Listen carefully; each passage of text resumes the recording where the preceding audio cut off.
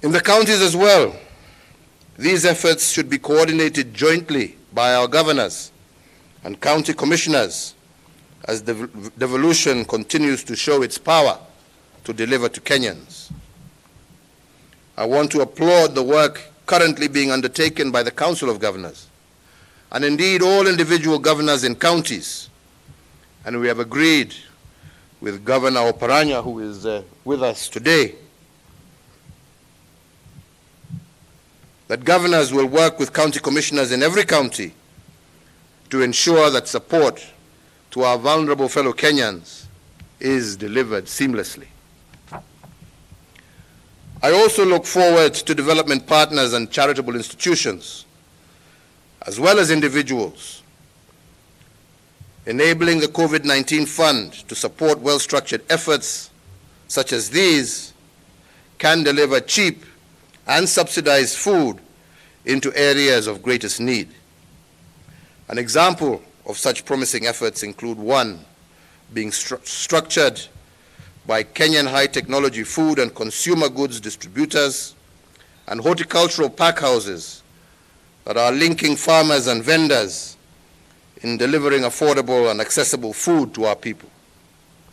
Let us keep the innovation while uniting to deliver solutions and coordinate our actions. Fellow Kenyans, the spectrum of efforts to be undertaken all require resources. And I'm very glad to note that in the short time, the Kenya COVID-19 Emergency Response Fund has been in place.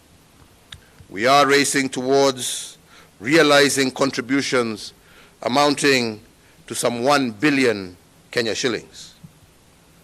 I want to thank all Kenyans, individuals, social groups, or corporate entities for their generosity and sacrifice in supporting vulnerable Kenyans. As always, on behalf of our eternally grateful nation, I also want to continue to praise and thank our health workers for their dedication and selflessness in responding to the greatest threat to public health in over a century. The officers and staff of the National Government Administration, our clergy of all faiths, whose spiritual guidance has never been more valuable, our media, who have shown patriotism and civic responsibility in their coverage and programming, our innovators, our manufacturers, our farmers, our banks, for their effort in maintaining our economy amid a global slowdown, and to all other players who have done their role in preserving Kenya's strength in this war. We also salute our hard-working and dedicated law enforcement officers who are keeping Kenyans safe and orderly. However, I must note that every time a regulation is breached with the assistance of a government officer, it risks the lives of thousands of innocent Kenyans. And any officer who breaches his duty to implement the measures against the pandemic will be met with the harshest of sanction. You are meant to serve the people and to protect them, not to enable the selfish few to endanger the rest of Kenyans.